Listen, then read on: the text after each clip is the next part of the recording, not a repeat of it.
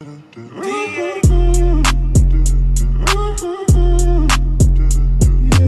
going on, guys? Welcome to today's vlog. It is Monday the 27th of January. This is the last week of January in 2020. Can you believe it? It's done. Over and done with like that. Completely and utterly gone. Everybody says that January is the longest month in the year. I say it's the quickest one and the most hated one. Because everybody's always skin, everybody's doing this, everybody's doing that, so it's not good. So yesterday, remember I told you at the end of the vlog, it weren't yesterday, it was the day before, I told you that I had a nightmare in the studio.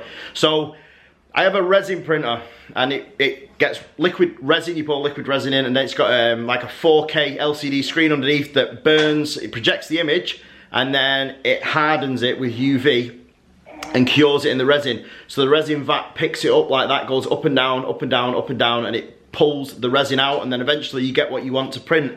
It's not got a massive build area, but it's got a big build area for a resin printer. So I ordered, the FEP tank was ripped in it. The FEP tank is what the resin goes into. Just bear with me a minute, it's a bit geeky. So at the bottom of it, the tank, it has a FEP film. Now this, make sure that it just works properly. It's like a really high-tech film. You can only use that film for 1,000 prints, then it starts to deteriorate and you need to get rid of it and get a new FEP tank. And anyway, I usually use an anodized aluminium one. Now, the FEP had a tiny tear in it. It was my fault. I left the plate loose and it fell down, it cracked the screen. I replaced the screen's fine, it's working perfectly. But I ordered a new FEP tank, but I ordered it out of composite plastic. Now, the company said that the composite plastic was just as hard as steel and aluminium. Fine, it was half the price of the other one, so I ordered it. Got it, fitted it, looked perfect. Homed the printer, bang on ready. I poured the black resin, now this is toxic, this liquid, poured it into the FEP tank. I was printing the Mandalorian with Baby Yoda for an ex-military guy that I know, a good friend of mine called Stuart. He's suffers with PTSD, I've spoke about him before, sends me all me postage stuff and everything else. So I came in on, was it Saturday? Saturday morning, and this is what I was greeted with. Pretty bad. It had leaked everywhere. It leaked through the desk, it had leaked onto the floor. It was absolutely everywhere and we had to clean it up, and I've had to replace it with an aluminium one now. I've contacted Amazon and Amazon are like really with me on it, saying look, you know what, they shouldn't have been selling it. There was another guy who I read a review on it and he even said it's pretty bad that. So this is the new one that's come. As you can see, this is anodized aluminium, which is amazing. It's just, they sent me this out, Amazon, as a gesture of goodwill, because the other one was £22 and this one's $42.99, and they didn't charge me the extra, so that's a good thing. But the company just messaged me now and said, would you like a refund on the FEP tank? No, I want a refund on the cleanup of the printer, another new screen, possibly a new printer, because we don't know the extent of the damage yet on that printer until we get into it, which is probably going to be later today. So, yeah. So, I mean, with resin, with a normal FDM printer, you can wait for the first layer to go down and then you can go. Generally, you're 99.9% of the time your print's going to be perfect when you come back in. With resin ones, you can't really, and what it did was it broke the front of the FEP tank because it wasn't strong enough and it just oozed out everywhere. I've been pretty productive with the Star Wars Lego. I know people have been asking me to do more Star Wars Lego stuff, and yesterday I finished Kylo Ren's shuttle. Now, I've been wanting to do this ship for ages. Sarah got it me for Christmas. I missed out the first time they did Kylo's ship, which was when The Force Awakens came out, but the wings didn't turn like this, so it was a bit of a dodgy one. This one's more screen accurate as well. I love it. I think it's one of the best builds that I've built for Lego Star Wars for quite some time. And then I built the Porg, which I'm pretty sure I've shown everybody before, the Porg. But if you haven't seen the Porg, this is the Porg. It's pretty cool. It's like life-size Porg. That's like an Ultimate Collector Series Porg. As you can hear, Baby Aurora is in the background. I've just nearly tripped over Baby Aurora's toys and killed myself. So here she is. She's feeling a little bit better today. Baba. She slept all night. Oh, Babachina, what are you doing? Still not eating. Hi. Are you? And you're going to be one soon, aren't you? You're having a big birthday party. No, I'm trying to... Yes. trying to pick what we want to get for her birthday to Soar, because just had Christmas. Well, we're getting her we want the ball pit. And the car. I've seen the pink chair. We want to get the pink chair that she sits on, don't we? Yeah. I've seen like, I'm going to use that at party actually. It's like 4 squares, but it's got Peppa Pig on it. It's just like one of them play mats that clips together. And, oh, and you know, the wooden cube. You know, like the one at the doctor's that she was playing. Yeah, with an abacus on it and stuff. Well, I found one of them in pink. So, and that's about 45 quid. So, I think there's a few things that I've seen. So I'll probably just get them and then put money in the bank. Anyway, we received this morning. And it's from a company called So Cute. So I'll put a link in the description. I'll have to put a link in because Dave won't. So it's not up straight away. It will be in it eventually by the end of the night. But yeah, it's got a name on it. And it's absolutely gorgeous. I didn't like when she sent me a picture of it. Like, I thought the colour was more pink. But it's like a... aubergine. Yeah, it's like aubergine in it. It's real cute. So we're going to get some nice pictures of her in this. But yeah, definitely go and check her Instagram out because some of the stuff she's got in there is so cute. And I would definitely recommend it. I'll definitely be buying more from her. So, but yeah, thank you to So Cute.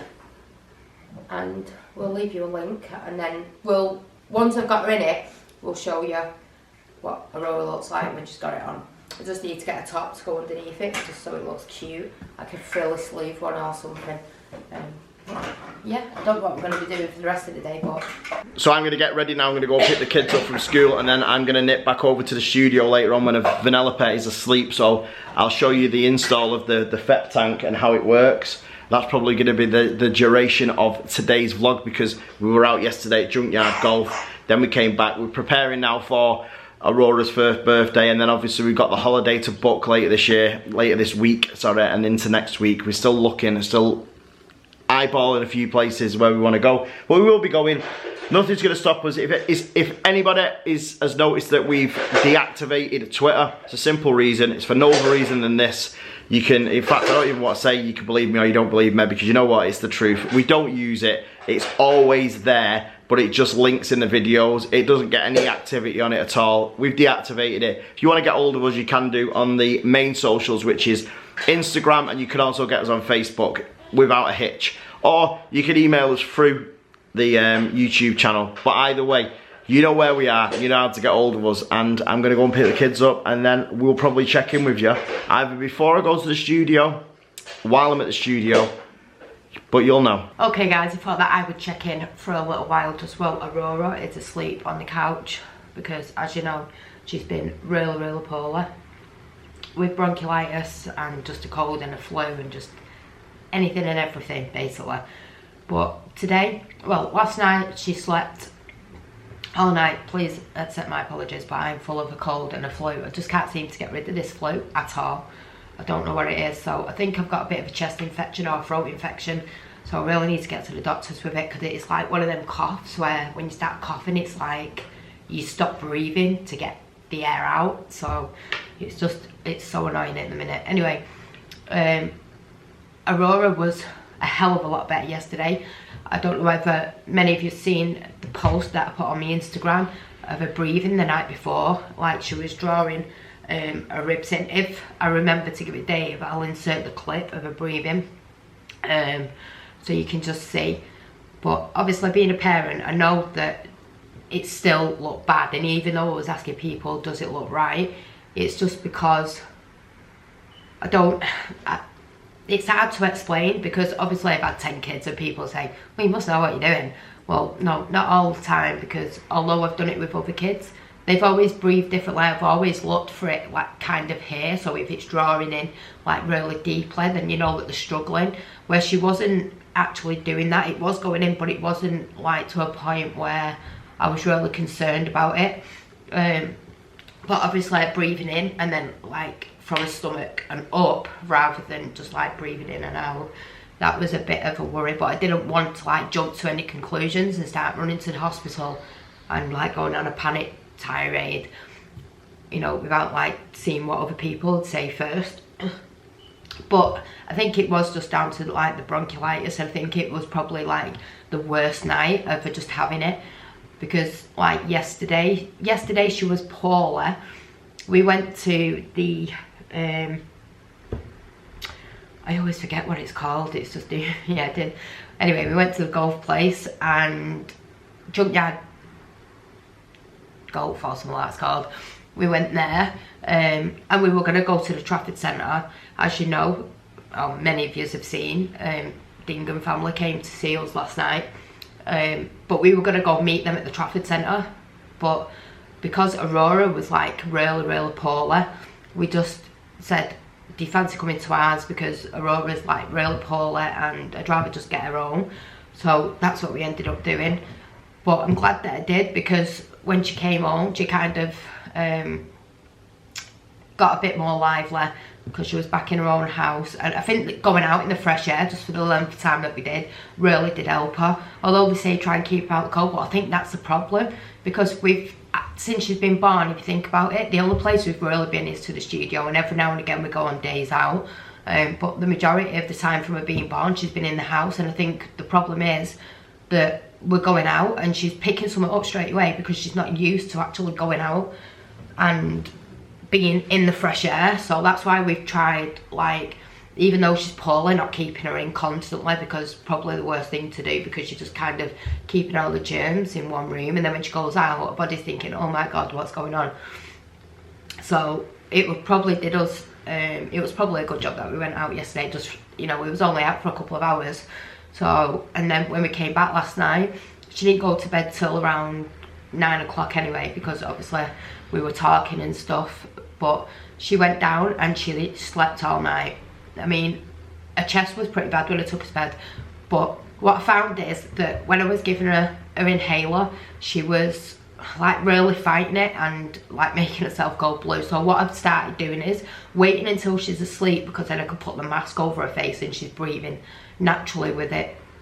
So I just basically, if she woke up, she did wake up like a couple of times, but not like woke up where she was going to get up. She just woke up because she wanted a dummy or she wanted a cuddle or something. So she only woke up about twice. So them 2 times I just gave her like 4 puffs each time of her inhaler, and I could tell like straight away it worked so much better than it did when I'm like trying to give it on. She's like crying because she don't want it over her face. You could hear like it all breaking up in her chest, which was better. So that's what I'm just going to do from now on. Every time she goes to sleep, I'm just going to give her that religiously, even if her chest isn't like wheezing or anything, just to keep it open. But yeah, I just thought I'd update you. So today, well, yesterday she didn't eat anything. She did have bits of bottle here and there, and we managed to get like bits of juice down her bottle. I wouldn't say it was like a lot. She probably drank about 4 ounces of juice all day, and then through the day I think she'd had probably about 5 ounces of milk, but she did drink almost a full bottle when she went to bed, which was good. So I knew then she was like on the mend a little bit. I just gave her like 2.5 mils of Nurofen before she went to bed, just to relax her as well, which I'm glad that I did, because she slept all night, bless her. She must have been so worn out and tired that she just couldn't stay awake any longer. So she'd slept all night and woke up at, well, Dave woke her up. She woke up at about 7:30. But yeah, she's had about 3 sleeps today. And then this morning I was a bit worried, because I was going to take her back to the hospital because she wasn't eating or drinking again when she got up this morning. But then after a couple of hours, she had some milk, and she's just had some more milk now. I've just made her a new bottle actually, and she's had some juice, and she's ate a bit of dinner today, which is good. I mean, it's only about 5 spoonfuls, but I'd rather have 5 spoonfuls than nothing. And then I've just got her a yogurt out, but she was tired, so I don't think she wanted it, so she'll probably eat that as soon as she wakes up. But yeah, today is just going to be a day in the house again, just because I am feeling so poorly, and obviously I'm just trying to keep like Aurora comfortable as well. I think I've got to cut down with a cold now. I always say this to Dave everybody always gets the flu the flu bug, the cold and everything. They get it all together. I don't. I'll get a flu that lasts for about 7 weeks. Then I'll get a cold, which will last for about 4. Then I'll get the sickness bug or something like that, which will last about 2 or 3 weeks. Obviously, I won't be sick for 2 or 3 weeks. I'll probably end up dead, but I will be sick. But then have like an illness that just follows it. That's usually the way it works when I get poorly. But I usually only get it like once every 2 or 3 years, so I'm not complaining. But I do think that I've got a chest infection just because it's really in like my ribs now, and like when I cough, I've got to literally like hold my stomach because it's hurting that bad. But yeah, we'll check in with the kids when they come back, see what they've been doing in school, and then I'm hoping. Well, Dave's forgot to take the paint with him again. He was meant to be taking it today to change it, because he picked the wrong one up. So one of our friends that works there, Michelle, I messaged her this morning and said, look, Dave bought the wrong paint, can you exchange it? And she said yeah, and he still forgot to take it. So no doubt Michelle will be watching this, but if Michelle knows Dave, she knows that he just forgets everything basically. But yeah, I wasn't going to decorate the living room, but I think I am, just because it is really annoying me. I'm going to get rid of these curtains around the window. I think we're going to put like a roller blind. I think we're eventually going to get new blinds put up. See, we do want to move. We're still in 2 minds what to do, whether to just stick it out here and just do it all up for a couple of years until we can buy, or whether I should just go and look for an house.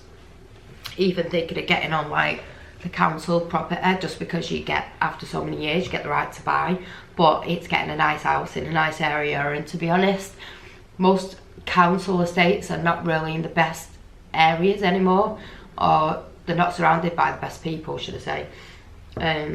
So I mean, that's no conference on people that live in council estates, because they could be really nice people, but a lot of people that I've spoken to turned around and said, I wish I could just take the house and put it in a different place.